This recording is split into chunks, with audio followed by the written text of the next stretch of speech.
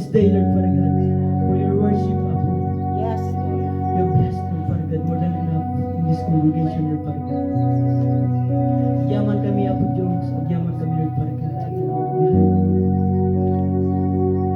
Kung amin na dayaw, glory akit managyaman. In Jesus' mighty name, Amen. Amen.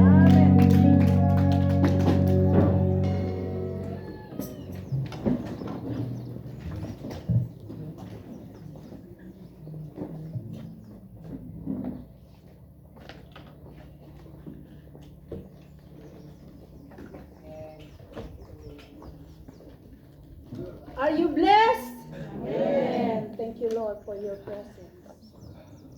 Hallelujah.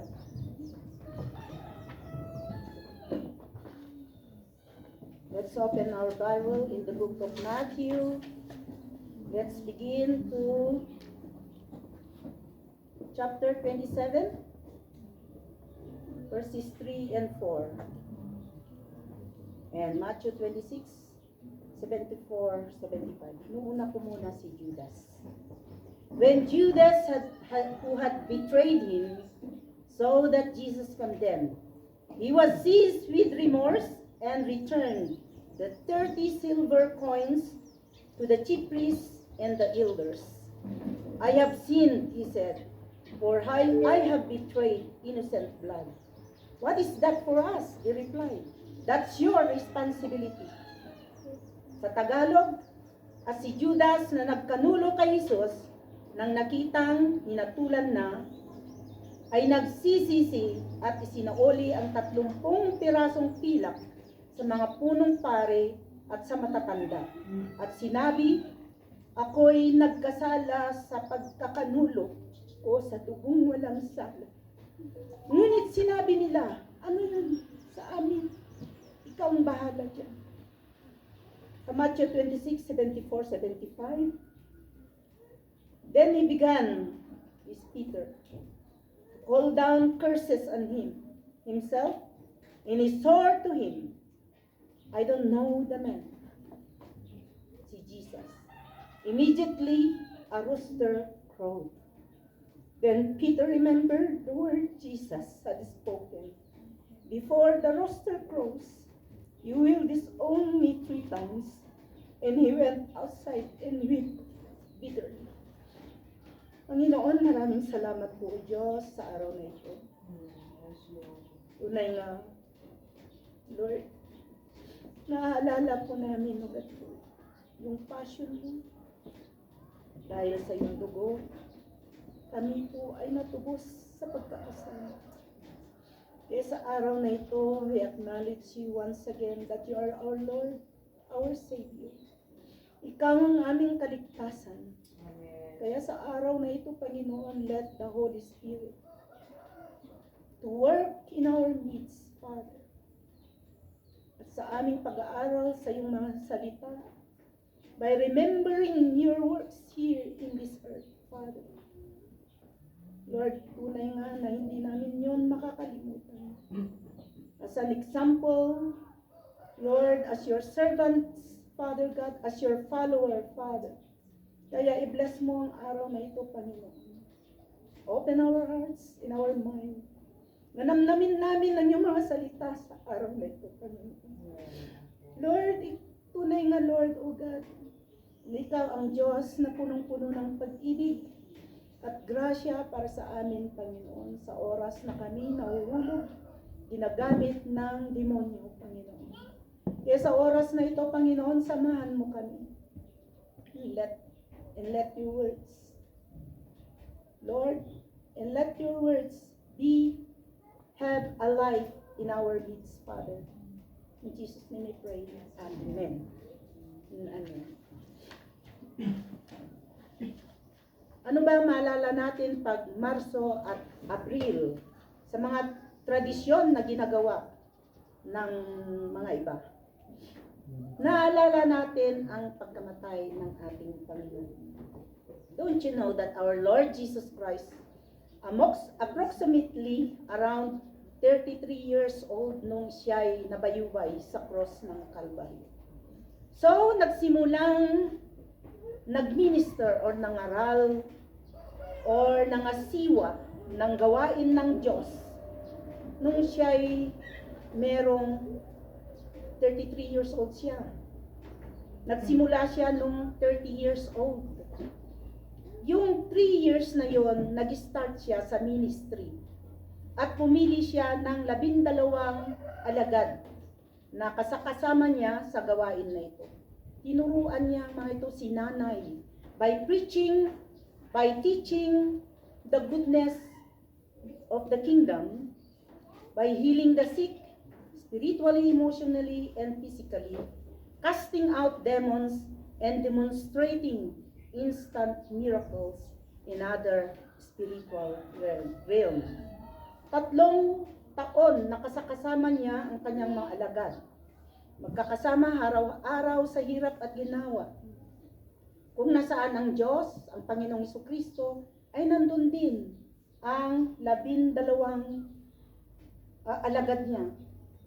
Sa pamamagitan ng paglilibot, paglalayag, ay nakita nila ang tunay na anak ng Diyos. Ang mga alagad na ito ay nakilala na nila ang ating Panginoon. They treated as brothers and friends. Ngunit, mga kapatid, sa 3 taon na yon, meron pa rin pagkukulang sa kanyang mga alagad. Si Judas na kasama ng ating Panginoon, treasurer of the group, ay ginamit ni Satanas na napredict na ng ating Panginoon. Ganun din si Peter, na si Pedro na the rock, tinatawag nilang bato. Hindi si bato de la Rosa, hindi yun. He's the rock, matapang, matibay, masigasig, laging nakasunod sa ating Panginoon. Pero ang saklap, mga kapatid, kahit kasama na nila ang Panginoon, na alam nila na siya ang Mesiya, pero meron pa rin mga nagawang pagkakasala na mabigat sa ating Panginoon, sa ating buhay, lalo na sa ating pamilya. Sa loob na lang ng pamilya, mga kapatid, mararanasan natin ang mga nangyari sa ating Panginoon, lalong-lalo na sa ating mga classmates, sa ating mga kaibigan, katrabaho, eskwelahan, pakikigrupo, at lahat ng mga may relasyon sa bawat isa. Mga karanasan na sa kanila o ikaw mismo ang nagdulot nito ng sakit sa damdamin, hignapis, mga kapatid, mga kasalanan na sumisira sa relasyon ng pamilya, magkakaibigan, at iba pa. Sa ating relasyon, sa ating Panginoon, mga kapatid. Ano naman yung mga pagsubok sa ating mga buhay na akala natin ang mga bagay na ito ay wala lang. Pero sa Panginoon, malaking bagay ito, mga kapatid. Kaya tunghayan natin na pag-aralan bago mamatay ang ating Panginoon.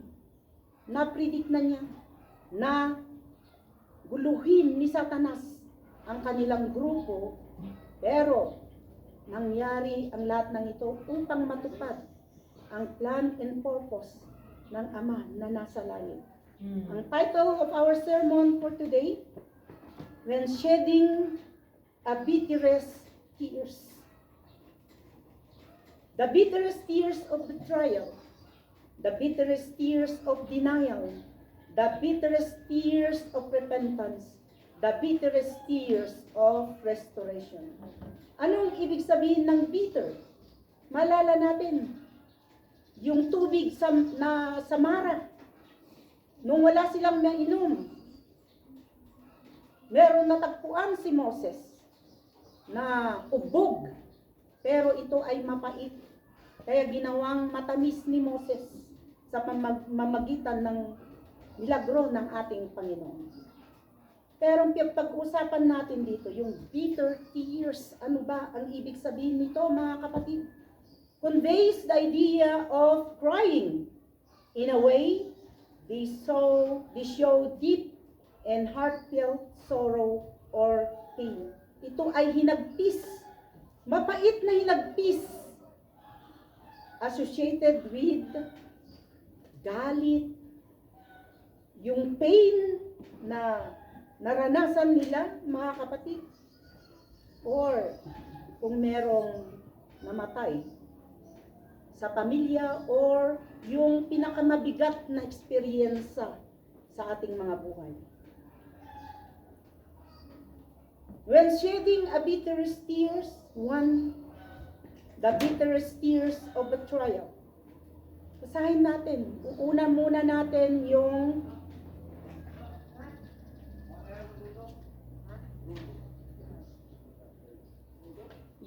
bad news.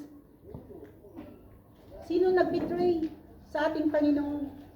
Si Judas, mga kapatid. Unang araw ng Pasko or Passover feast, ito ay ginagawa ng 7 araw sa mga Jewish people, celebration of Passover. Ano yung Passover? Pag maalala natin, yung time ni Moses, na lahat ng unang panganay na anak na lalaki, pag bumaba ang angel of death at wala siyang nakita na dugo sa mga pintuan ng mga Jewish people na ito, talagang mamamatay yung panganay. Mababasa natin ito sa Exodus chapter 11 or 12. Matthew 26:20-25, baybayin natin. At pagsapit ng gabi, umupo siyang kasalo ang 12 alagad, si Jesus. At samantalang sila'y kumakain, ay sinabi niya, araw ng Pasko ito, mga kapatid, salo-salo sila. Katotohanang sinasabi ko sa inyo, na isa sa inyo ay magkakanulo sa akin. You will betray me, sabi ng ating Panginoon. Verse 22, at sila'y labis na nalungkot. Siyempre naman, magkakasama sila, mga kapatid. Merong isang magtatraidor at isa-isang nagpasimulang magsabi sa kanya, ako ba, Panginoon? Lahat sila nagsabi ng, ako ba, Panginoon? Dahil alam ng Panginoon kung sino ang magtatraidor sa kanila. Sumagot siya at sinabi, ang kasabay kong nagsawsaw ng kanyang kamay sa mangkok, ang siyang magkakanulo sa akin. Tunay na papanaw ang anak ng tao, tulad ng naisusulat tungkol sa kanya, ngunit kahapag-habag ang taong iyon, na sa pamamagitan niya ipagkanulo ang anak ng Diyos. Alam niyo, sinabi ng ating Panginoon, mabuti pa sana sa taong iyon ang hindi na siya ipinanganak. Naglunod niya po. At si Judas, na sa kanya'y nagkanulo, ay sumagot at nagsabi, hindi ako yun, Rabbi, Guro, sabi niya. Sinabi ni Jesus sa kanya, ikaw ang nagsabi, sabi niya. Ikaw ang nagsabi niyan.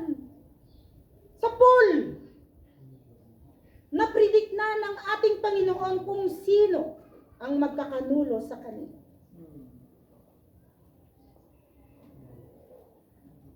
Alam niyo kasi, mga kapatid, si Judas, nakasakasama ng ating Panginoon, nakita niya ang popularidad ng ating Panginoon. Galit na galit ang mga Romano, mga Sanhedrin, mga Pariseo sa kanya. Bakit, mga kapatid? Bakit na galit ang mga tao ito, mga Hudyo, sa ating Panginoong Jesucristo? Dahil naging rivalry na sila sa kanilang doktrina na Judaism. Dahil ipinapangaral ng ating Panginoon ang kingdom come, ang kaligtasan, ang spiritual realm, ang tunay na relasyon, kaligtasan patungo sa ating Panginoon. Yun ang pinaglalaban, ipinapangaral ng ating Panginoon. Pero nakakalungkot, mga kapatid, ang 12 ito nakasakasama niya, nakita na nila kung paano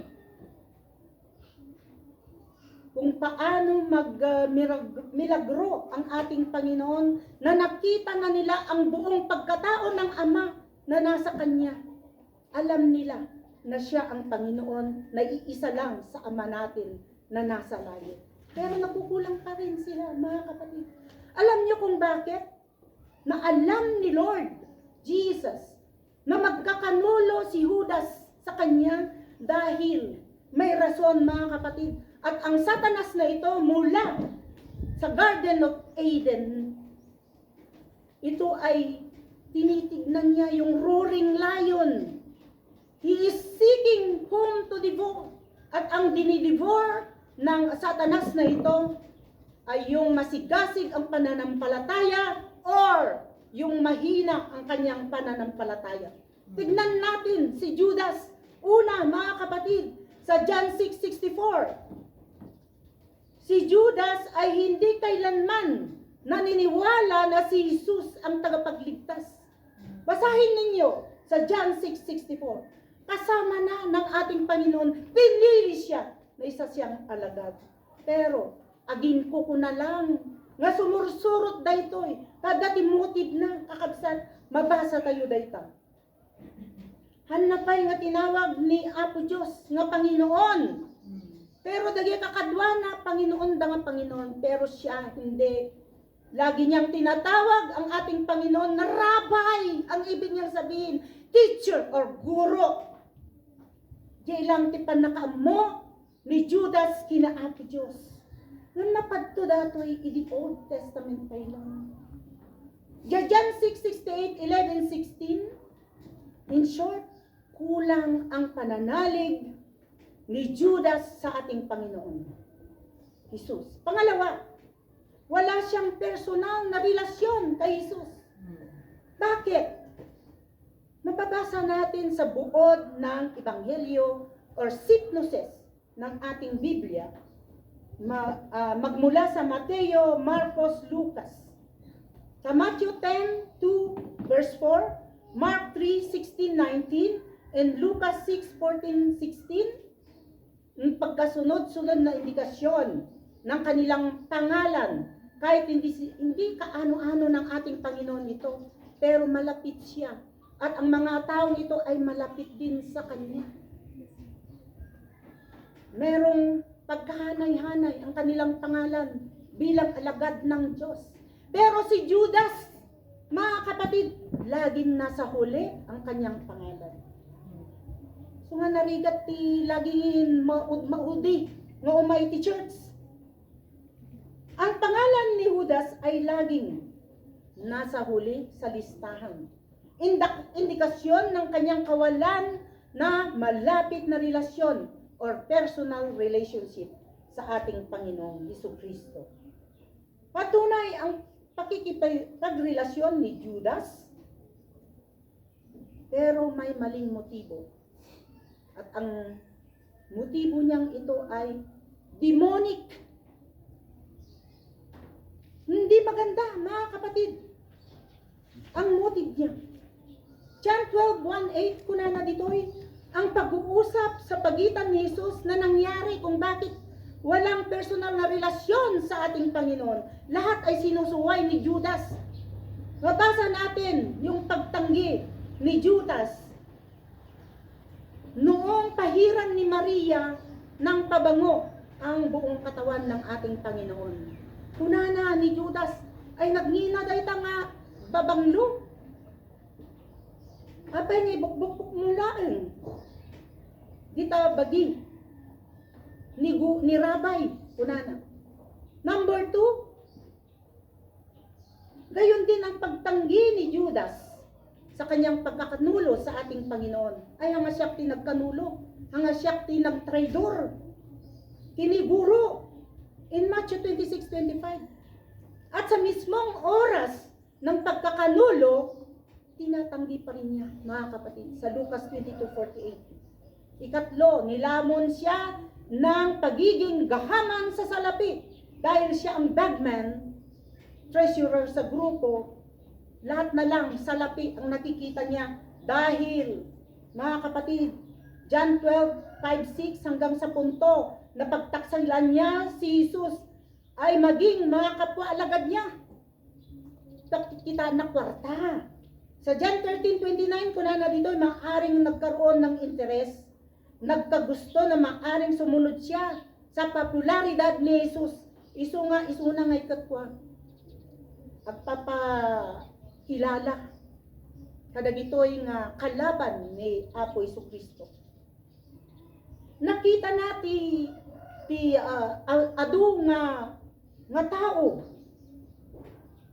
nga nakita na ni Apo Jesucristo adun ti sumurot. Ti panagkita na ay dakkel da ito nga pagpartaan. Kunana ni Judas. So nga nung minsan, kitaan tayo. Nga ti motive, iti maysa nga agas asiwa, iti gawain. Mangagtayo kan maramdaman natin. Give me a car. And the Lord will bless you more. Kung kunan. Ilukat yu amin nga bagyo. Tada ito'y nga oras. Tumupak ti kwarta. Idi mat isyak na ikatwa. Dakkel unay ti pamatik. Apang ko ilukat ang aming nga bulsa. Ti badok kada jacket ko. Kada bag ko. Nyen. Pakadisgrasyaan tayo gayang bigay. Sobra iti panang meditate da iti sa ni Apo. Pang-apat, mga kapatid, maambisyon si Judas. Isunga palpalakas isuna dagitoy nga Romano. Tati amuna numalpas ti revolusyon, malpasan ti pamumuno ni Apo Jesucristo. Kaya dati baro nga itatagda nga politiko. Amuna nga isuna nga ikat nayon. Ijay itatagda nga pampolitiko. Dagay ta amuna ni Judas. Isu nga dalaka nga nasurot ni Satanas. Jay puso na ben kaisipan na. Ang plano ni Judas sa ating Panginoon ay gumawa ng aksyon. Agpalpalakas ni Judas kadagiti nga Romano, kabirbirukan daw usigan da ni Apo Jesucristo. Kailitis da isuna. Tati aramidan kano ni Apo Jesucristo kat blasphemy. Nilalapastangan ni Jesus ang kanilang doktrina na Judaismo. Ken dijay loda nga awan tagtrabaho ti Sabat day, jay da nga nakarurod. Ka nagtrabaho ni Apo Jesucristo at that time, sa dati tao nga magkasapulan. Apay dakes tagtrabaho. Pati Sabat loda talaga nga holy, awan ti aramidon ti tao. So nga da ito'y nga oras matlaan na panja opisina, iti Sanhedrin, at ipinagkanulo insukat na ni Apo Diyos. Iti 30 pieces coin, silver. Again, that time nga digay, milyones siguro digayen, 1 bilyon, ibalor na. 30 pieces. Kaya inikan na pa iti sign, dagigay mangdakip sa ating Panginoon. Kung sino ang aking lalapitan na ilagay ko ang aking balikat at ikikis ko siya, hahalikan, yun na ang si Jesus, sabi niyang gano'n. At sa araw na yun nadakip, mga kapatid, ang innocent blood sa bloody, demonic, greedy action of Judas. The bitterest tears events that shed in the life of our Lord Jesus. Nangyari ang prediksyon ng ating Panginoon.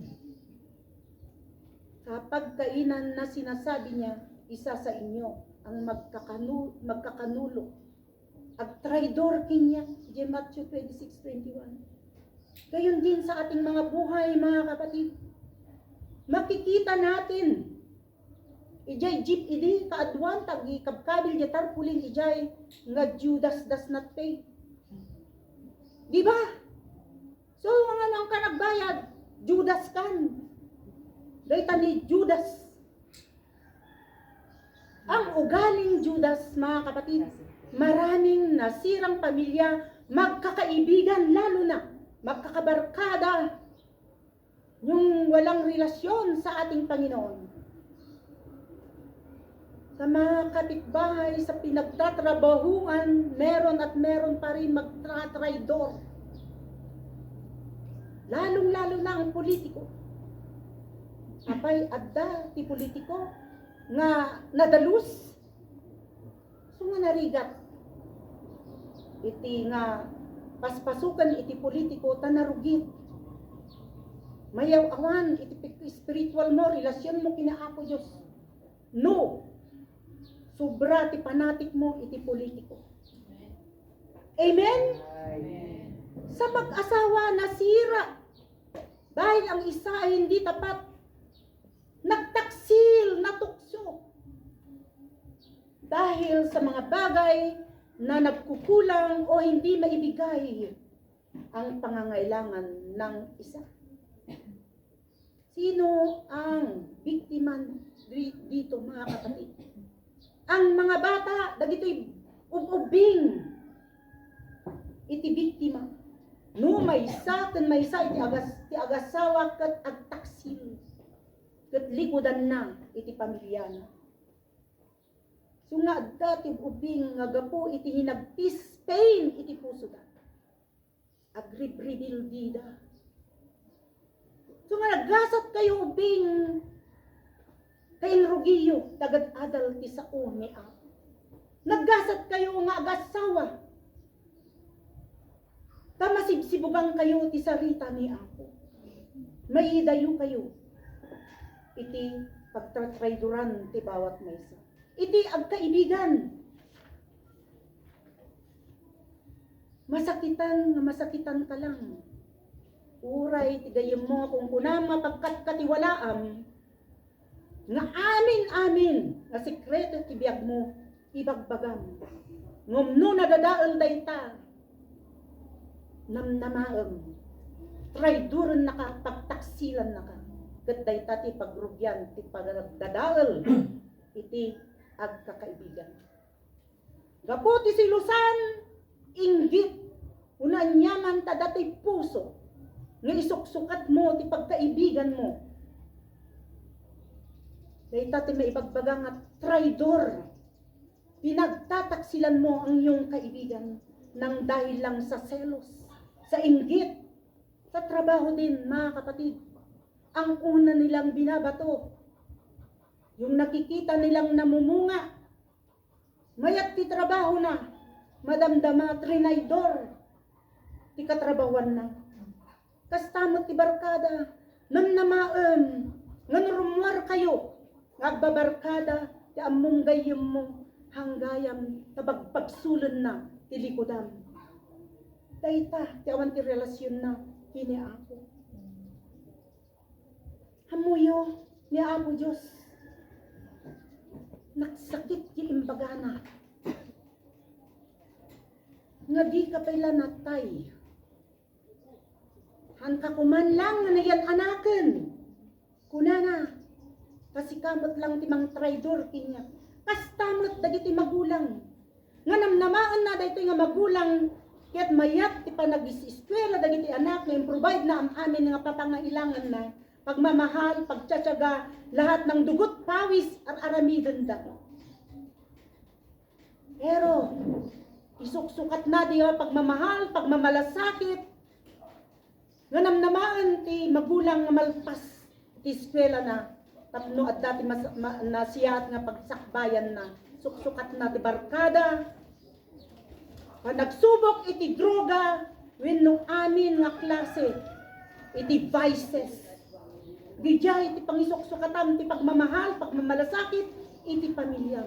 Lalo na't, hampay nga tiyempo, iti pag-aasawa, hanapay ammo, iti tumakder, iti saksakan na. Insukat nan, iti pangangaral, iti naganak na, iti daytoy nga muna, iti sumakasulbar, iti biyag na. Nagsakit nga denggan, No, ti magulang kat ibagbagana. Aglalo daytoy kat nalulong ti vices. Di kalakuman ngayon yan anak. Kastamot ti anak.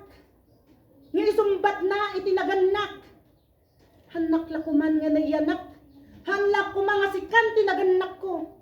Nagsakit nga denggan di jay. Kastamot ti rikna ni Apo Diyos. Nga ti ano tayo. Abali wala lang dagiti arangidan tayo. Yan ni Apo Diyos very concerned kinya tayo. Kakayat na sumaya at imasukbayan tayo. Diya kaligtasan nga ikigaman tayo nga in parabor na kanya tayo. Saan kuma nga di jay ti pagtaksilan tayo. Nga isuksukat tayo ibanag ditoy nga lubong nga parumi at padumi ng padumi. Dapat jay zil han tayo nga isuksukat iti banag nga sakitan idamdamin ni Apo Diyos. Manatili sana tayo dito sa Jesus Loves You nga ikigaman tayo. Dagitoy sarsarita ni Apo Diyos, pundasyon iti tunay nga pananampalataya at pananalig sa ating Panginoon. Hallelujah. When shedding a bitterest tears, the bitterest tears of denial. Nga ti denial, di itangtanggi na, ikakaila, itatwa, di bagbaga na nga hangkungan ammo dayta. Taltalikodan na. Luke 22, 31, 34, good news. Kahit na nag-deny si Peter sa ating Panginoon, pero adati mayat nga banat na. Luke 22, 31, 34 po na Simon, Simon, or Peter, Satan has asked to sheep all of you as well. Apay, nga in illustrate na, nga isuda kat kasala jay bagas. But I have prayed for you. Muna, nga ag-deny ni Peter, kiniapo ngem, talaga nga mayat ni relasyon da, kiniapo Diyos. No mayat nga makikita ni Apo, at aramidan tayo, committed tayo kinyana. Tani Peter committed, masigasig, matapang. Kunana, ngem ipagpipray ka. But I have prayed for you, Simon, that your faith may not fail. I-intercede niya Apo Diyos isunata mapasamak nga papasamak daytoy nga prediction ni Apo itibiyag ni Pedro. But he replied, Lord, I am ready to go with you to prison into death. So nga narigat, agsuswer, lalo kini Apo Diyos. Uray, maibalot ka. Uray di kamatayan. I'm standing beside you. Kunana, di kaibigan man niya ibagana. Uray niya mapaspasama. Ada aklat ta di talikudan. Ngem hanga mapasamak dayta. Kamu ni Apo Diyos, ti kahinaan ti tao. Your friend is not your friend. Jesus answered, I tell you, Peter, before the rooster crows today, you will deny 3 times that you know me. Ijay nak na makilala. So, ni Pedrohan na pa'y nga kilala unay ni Apo Diyos. Siguro diya kapangyarihan. Ngem, naalaw da ito'y. Romans 8:28, yung scripture tayo tatay. All things work together for good. Amen. To them that love God. Tignan ninyo sa verses na ito, 22-31. Satan want to test and shake their faith. Kaslama lang tinya tayo. Committed tayo. Manong nga years tayo nga serserbi kinapo Diyos. Hantay mapupuutan. Sumrek. Idimonyo. Itibagi tayo. Ti kalaban. Hanga flesh and blood. Kundi. Jay principalities. Daytoy air. Nga ni Satan nga nagbuyo. Jay Garden of Eden. Agraraira ingana tatta.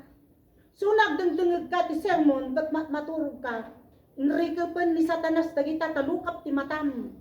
So nga, lukatam dagita tahinga, ikabil ti puso, Madi, ngay reject mo ti sarita ni Apo Diyos. Tadagitoy, ngay papangaral mi, iti sangwanan nyo, haang nga naggapo kanyami, kundi naggapo tini Apo Diyos.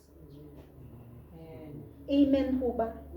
Jesus is warning Peter and all his disciples at that time that Satan shall seek and to test and weaken their faith through hardship, tirigrigat, temptation, and trials that will shake to our faith and lead to fall or stumble or totally turning away from our Lord. Subalit, verse 32, talaga ni Apo Diyos ay ayaton na ni Pedro. Apay nga nang inaramig ni Judas, hadapay nga nang imbaga nga, ikararag ka. Amok nga traidoron ka, ikararag ka, hanang imbagbaga. Tamadi iti katatao ni Judas. Makigrup-grupo ni Judas ta dati wrong motive na. Tunay na maraming ganito sa ministry, mga kapatid. Mali ang motibo. My teachers, gapula ang ti friendship. Ngayon, ti Jesus loves you, saan ta makita tayo dagitoy member of Jesus loves you, uray man mano tayo. Ngayon, agtaktak der, iti sarita ni Apo. Sinubok ni Satanas si Pedro, kung gaano niya kilala ang ating Panginoong Hesus sa panahon ng pag-uusig. Luke 22:33, Lord, I am ready to go with you to prison and to death. Anya inaramid na. Pangako ito ni Peter kay Lord na hindi niya ipagkakaila o itatatwa ang ating Panginoon. Narinig. Alamin natin kung paano niya ikinailang ang ating Panginoon. Matthew 14:28.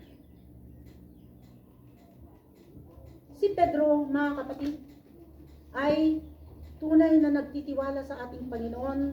Sana pag-aralan natin noong previous Sundays na yung ginawa ng ating Panginoon na lumakad sa tubig ay ginawa rin ito ni Pedro sa pamamagitan ng pag-focus niya sa ating Panginoon.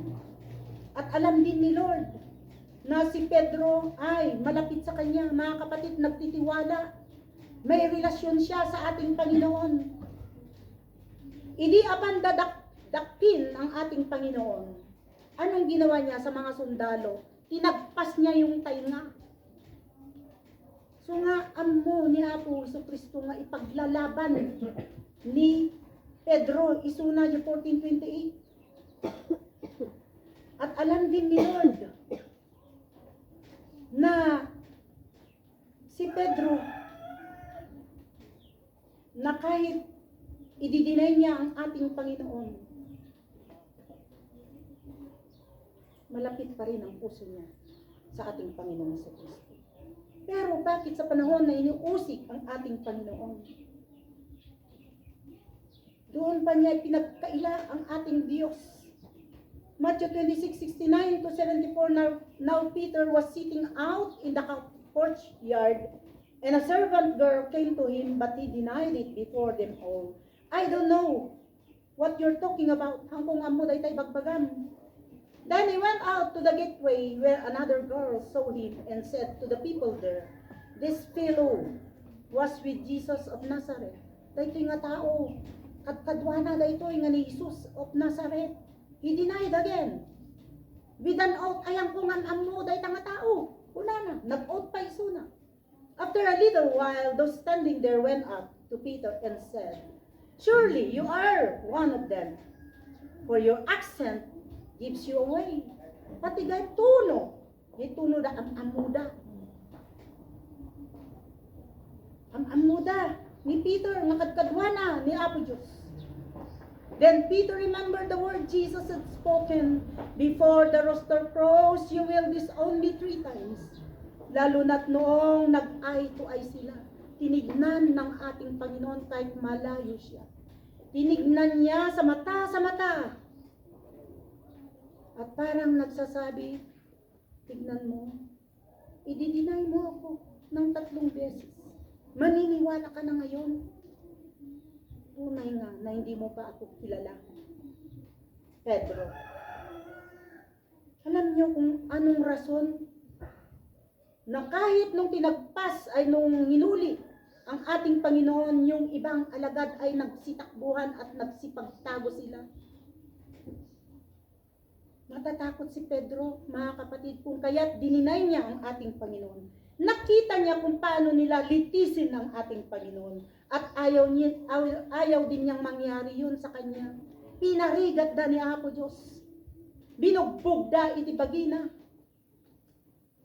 Hindi pa ilang litisan dang ngay bugbugbugan da isunan. Ayaw niyang mangyari yun sa kanya, mga kapatid. Lalo na pag ibayubay sa cross ng Kalbaryo, that is a capital punishment. Amuyo, pinaka rumal-dumal, di maibayubay di cross. Sobra nga capital punishment. Nga basit, unti-unti kang mamamatay. Kasla di pinikpikan. Pikpikan da, ang gana iti agluis ti bagina. Sa danto iluto. Kasjay, karamidon da, kat mabutang ni Pedro. Number 1 di nga rason. No apay nga indinay ni Pedro, ni Apo Diyos. Sa una pa lang, alam na ni Jesus na mangyayari ito. At ito ang dapat nating tandaan, mga kapatid, na kahit gaano pa tayo kalapit, committed, at nagtitiwala sa ating pagkakaibigan, kabarkadahan, katrabaho, schoolmates, iisa lang ang kailangan na tanggapin natin at harapin. Masasaktan at masasaktan tayo kung tayo ay tatatwa ng ating mga magulang, ang ating mga anak. Vice versa, mga kapatid. Masasaktan at masasaktan pa rin tayo. Kala nyo ba hindi nasaktan ang ating Panginoon? Nasaktan siya. Sa 3 taon na pagsasama nila, na halos isang plato, isang baso, sila'y harap-harapan na isang hapagkainan, lagi silang magkakasama sa hirap at ginhawa. Tunay nga, na napagtanto ng ating Panginoon, mahina ang tao. Ganon din sa pagkakaibigan. Huwag kang maniwala kapag nakaamam mo ka, titunay nga kaibigan di kayaan. Nununa, ngay kabin mo, di tagit na, uray ti asawan, ni Apo Diyos. Kano adda ti ririyo nga duwa, itaon nyo, ti ayan ti nakatingakan niya yun. Di na amukon ni Apo Diyos. Numidihan ko kay amamo ni Apo Diyos. Basit lang nga riri, apa kami nga apa kinilakay ko. Ngem, idi nasubmersak the Holy Spirit kung sasao ni Apo Diyos. No di jay time nga dati trial pagsubok. Kanyami nga duwa kita ni Apo. Hana ko na agsasao. Untong kumalma, ijay kami nga agsao. So nga, sa hirap at ginhawa, sa kamatayan, yun lang ang makapaghihiwalay sa inyo. Ket nagado, dagito nga panawen. Uray awan pa'y anak da. Sa nga pulo, sa nga dusina, 20 da anak da. Jay pa'y lang agsina da. My friends, adati ka ibigak nga kasta. Idilakay kung bakit ta jay da nga nagsina. Hindi na ngay na ngay ayat ni bakit na. Inay-ayat na jay mo na. Kalangsutan kasinungalingan dagita. Ngayar arasaas ti demonyo iti puso iti may sangagasawa iti magkakaibigan at katrabahuan agbabarkada. Iso nga we must have to be careful Nang tudan na Apo Diyos ti warning, awan ti tunay nga kaibigan ni Apo Diyos lang ti kaibigan tayo. Amen. Ang lahat ng ito ay nangyari para mi sa katuparan ang plan and purpose apay idi paingan ngani nga matay ni Apo Diyos. Madakip kan mabayubay iti krus. Ijay pay nga nangyari. Tanuha ngay naramid ni Judas daytoy hanga nadakip ni Apo. Hanga nangyari dijay pagkabayubay ya krus ti Kalbaryo. No ammat hindi na ni Pedro daytoy. Hanna mammo kun makilala ni Apo Diyos. At si Pedro ay isang malaking halimbawa na kahit siya ay masigasig, matagumpay at well-trained sa salita ng Diyos at sa doktrinang ng ating Panginoon, meron pa rin pagkakataon, mga kapatid, na siya ay manghihina at gagamitin ng kaaway. Hindi lang sa magkakaibigan, mag-asawa, mga kapatid. Lahat tayo ay mangyayari ng ganyan. Kaya kailangan na wag natin ibaliwala ang salita ng ating Panginoon. Ang pagkaibigan natin sa ating Diyos. Amen. Na nagbigay sa atin ng buhay na walang hanggan. Wag din natin ikahiya ang pagkatao. Ang pagkatao natin. Ado ti plastic surgery tat tauray pangu, mabaling nga ipatamos ti agong. Kahit pangit pinapaganda ng AI, artificial intelligence, tatati agrara-ira. Uray mo tagkanta, pagkantaan na ka di AI. Hamo nga ikaila, noon niya ti pagkataong. Hamumat nga ikaila, noon niya trabaho tinaganak mo. Hamo nga ikaila, nga si kakat si akasawa. Itrabaho, itinaganak mo. Example, di anak ko ini, elementary. Diya ispilaan, di ba, damaganda ti trabaho, tinanang kang tatang. Nagtatakder, dagay kaklase na ko nana. Nagpipintas ti trabaho da. Dagay nanang tatang da, di pinagtakder da. Inriyaw ko matangan ni tatang ko driver. Ninanang ko katulong di Hong Kong, pinagkatawaan da. Kinagkatawaan da, nagsangsangit di anak ko. Nagidarum kin tatang na. Ay, hanggang tog driver kan di asawang to hantog katulong. Agispila ka nga nalain. Ngayon mamuyo tata, kakabsat. Idi nakalpas na diyan nakon. Sinaludsud, saludsudun da. Ay, how's your mother, your father? Ay, nakabradwarak, gapo ni tatang ko driver. Nga na tata, ipagmalmalaki da, itrabaho, ni tatang da, ken nanang da. So nga tayo, nga mabain no anya ti pagkatao tayo. Pagkatao tinaganak tayo, kaibigan tayo, ken amen. Nga mangyari iti biyan tayo. Basta mo ti spiritual life tayo. Wag natin ikahiya na we are a born again Christian. Binago tayo ng ating Panginoon. We are a member of Jesus loves you. Apay niya pagsimsimbaan, ay awan kong kunam kiden. Katagturturong ka ditoy. Balay ni pastura. Ibagam Jesus loves you, umay ka. Hamo nga kahiya na ipahayag ni Apo Jesucristo para ti kaligtasan. Dahil napakasakit na itatatwa natin ang ating Panginoong Jesucristo. Introduce our Lord Jesus as your friend and your personal Savior. Amen. Hallelujah. When shedding a bitter tears of repentance, daytoy nagmayat, kakabsa. Matthew 26:74-75, pagkatapos ay nagpasimula siyang nagsalita ng masasama at manumpa, hindi ko kilala ang taong iyan. At kaagad tumilawak ang manok. Jay, nangit tayo. At tumangis ng mapait si Pedro. Ngunit si Judas, anong ginawa niya? Nung nakita niyang hinatulan ng ating Panginoon, nagsisingape at isinauli niya ang 3 pirasong pilak sa matatanda at sinabi niya, isinasauli ko.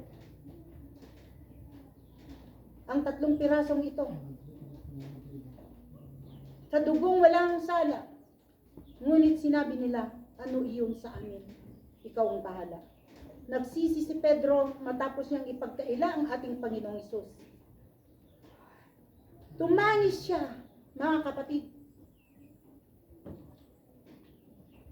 Una siyang tumakbo sa puntod o libingan ng ating Panginoon noon siya ay namatay. John 21:3. Masamang masama. Ngunit si Judas din, masamang masama ang naging hantungan ng kanyang buhay. Nagsisi nga siya, mga kapatid. Pero, anong ginawa niya? Nagpakalayo-layo at siya ay nagbikti. Matthew 27:3-5. Parehong sumama ang loob ng ating Panginoon. Parehong sumama ang loob ni Pedro at Judas. Pero magkaiba sila. Nagsisi si Pedro, pero binago niya at nanumbalik sa ating Panginoon. Pero si Judas, anong ginawa niya? Nagrepent, pero sa sarili lang niya, hindi siya lumapit sa ating Panginoon, kundi winakasan niya ang kanyang buhay. 2 Corinthians 7:10, sapagkat ang kalungkutan ayon sa kalooban ng Diyos ay nagdadala sa atin sa pagsisisi, nagdudulot ng kaligtasan. Hindi pinagsisihan ang ganitong kalungkutan, ngunit ang kalungkutan ng mga taong makamundo ay nagdadala sa kanila ng kamatayan. Kaya tunay nga, mga kapatid, ang tunay na repentance, pagsisisi, ay lumalapit sa ating Panginoon at magsasabi na, Panginoon, ako'y nagkasala, patawarin mo ako. Malawak ang grasya ng ating Panginoon at yun ang hindi alam ni Judas. True repentance ay may pagbabago, turning away from sin, at muli na magpapagamit sa ating Panginoon. Kaya ganun din sa ating mga kapatid, kung tayo ay nalugmok, nadapa, marunong sana tayong bumangon at humingi ng kapatawaran sa ating Panginoon. Patatawarin tayo ng ating Panginoon kung tunay na tayo ay lumalapit, may kababaang loob, nagsisisi, may pagbabago, gagamitin tayo ng ating Panginoon muli. Ibabangon niya tayo. When shedding bitterness of restoration or commitments. John 21:15-17, mula nung nilitis ang ating Panginoon sa 3 araw, siya ay bumangon na muli. Nag-resurrect siya, mga kapatid. At hinanap niya ang 12 alagad niya na nagkawatak-watak. At ang una niyang tinagpo ay si Pedro na nangingisda. Sa araw na yun ay wala silang huli. Pero sabi ni Panginoon ng tinig, sige, wagsak yu dayta netyo. Sigay. Inahon da na pumpuno nga sidahan pay malaon yabang pa ket na amiris da nga ni Apo Diyos gayang yag sasao ken nag-utos kinyada.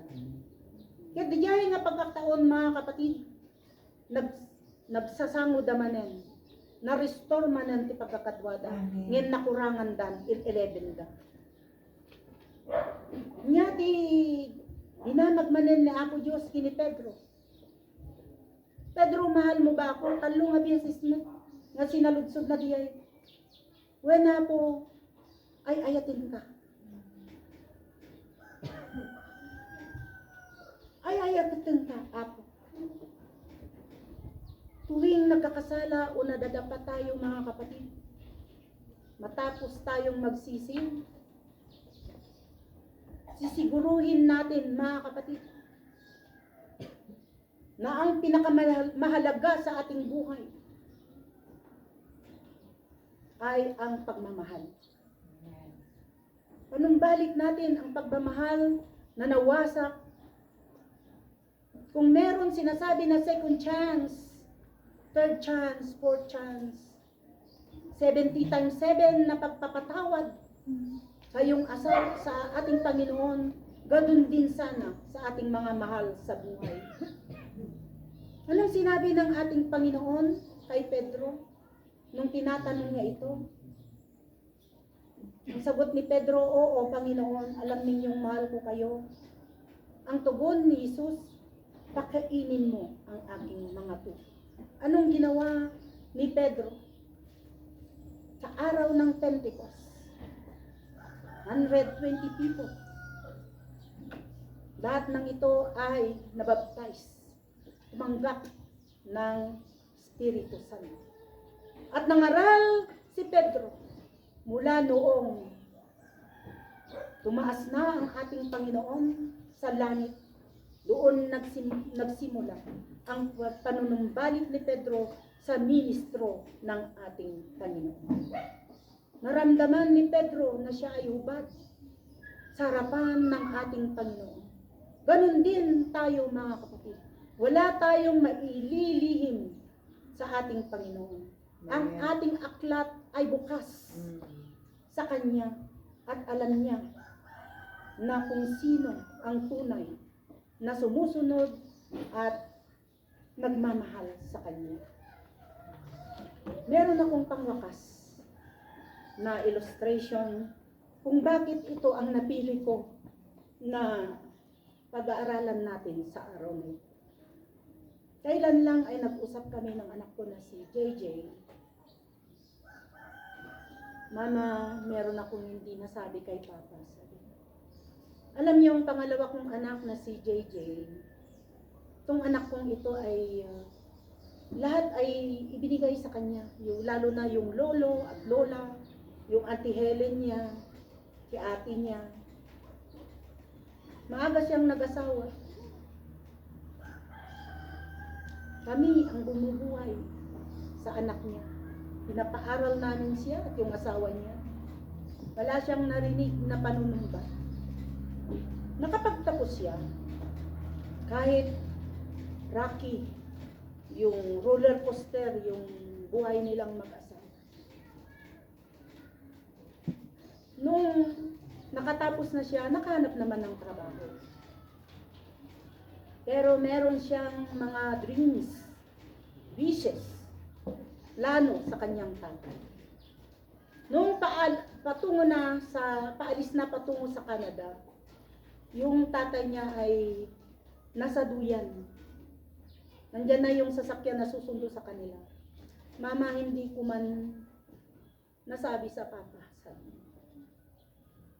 Gusto ko siyang yakapin. Gusto kong halikan at sabihin na mahal kita, Papa. At maraming salamat sa lahat ng ginawa mo sa amin.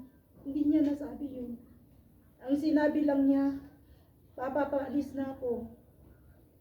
O sige anak, mag-ingat ka.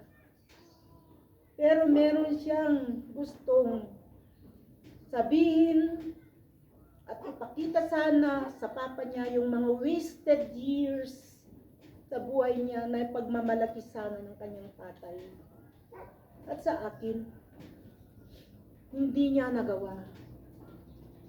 Kahit man lang yung word sana na yun, Mama, na Papa, mahal kita, hindi ko nasabi, Mama. Kaya nagsisisi ako, sabi niya. Namatay si Papa na hindi niya narinig yung word na yun. Anak, sabi ko, alisin mo na sa puso mo yan. Kasi nag-usap naman kayo ni Papa mo nung nandun ka sa Canada.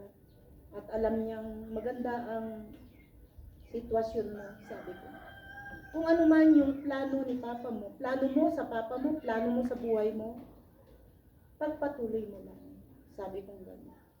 Kaya, ang sermon na ito, mga kapatid, na pinahintulutan ng aking anak, sa kanya ko kinuha ang titulo na ito dahil umiyak siya. Nung namatay ang kanyang papa na hindi siya makauwi, grabe ang iyak niya, hinagpis, na hindi niya naipakita sa kanyang papa. Kaya kayo, mga anak, mga kapatid, mga bata, wag kayong mahiya na sabihin sa inyong mga magulang na mahal kita, mama, papa. Pakita ninyo ang inyong pagmamahal, sukli ng kanilang pagmamahal sa inyo. Ganon din sa inyong mag-aasawa. Tandaan natin ng ating Panginoon ay nalulugod kung tayo ay nagmamahalan sa loob ng pamilya at tahanan at saka sa iglesia ito. Yun lang po at maraming salamat sa pakikinig sa salita ng ating Panginoon. This is the Holy Word of God.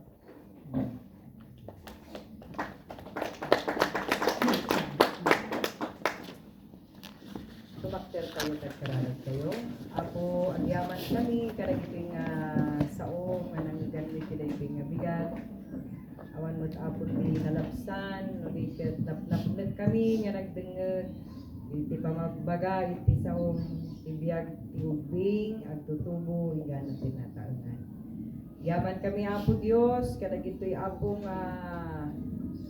sasaong, ang kain palasat kada kami, Apo. Ket dawaten ni nga itultuloy mo nga itrabaho daytoy itibiyag ni. Tapno dagitoy apo nausar nga examples kada gitoy apo nga mensahe ket makita mi apo iti kay papanan na itibiyag kabayatan nga da kami iti daytoy agdama nga lubong agbibiyag Apo Dios may paay iti pagayatan. Apo Dios, dawaten mi nga bendisyon nga rod. Iti tunggal maysa nga nagdengeg, iti daytoy daw. Pakairamanan iti mensaheram. Yadipon mo nga inusar mo iti daytoy nga bigat. Tapno adupay nga daras ket mausar isuna. Ano taram ti bibig na Apo akan kanayon. Agraman ti sibubukal nga pamilyana, itagay mi matken ka. Tapno sikat mang bendisyon kadagiti anak na Apo ray adayuda yang mamati kami nga saan mo ida nga binaybayan. Ket Apo salaknibang ida Apo Dios isulati mabalin mi Apo nga ikararag en agraman ni pastora aywana mo tinaldaw-aldaw tapno kabayatan ti panagmaymay sana mat itibiyag nga da iti balayda aywana mo Apo Dios babalan ti Espiritu Santo. Apo sikat ipangitalkan ni gaputa manakabalin ka nga Dios. Stamod kada kami amin nga agsisinay ti daytoy nga bigat. Yang sakbay na ituloy mi Apo ti sharing through your word Father God. Agyaman kami ket bendisyon am daytoy Apo sumarunupay nga ramidon mi. Sikat ti mapadayawan iti biyag sa tunggal may sa kada kami Apo. Ket bendisyon na kami amin apada-pada. Kung tunong may nga lawas, mabalik kami managtiag kikita. Bendisyon naman, dagiti awan Apo nga kakabsat ni. Yaman kami tanapandamot ti mission, dagiti daduma saan kong angot gapuna, ngayam Apo danunong ida. Bendisyon naman tida, tapno tunong may Apo nga Domingo, mabalin min tumanan nga agpe-fellowship. Yaman kami kat amin dagiti dawat ni tinagan ni Apo Jesus. Amen.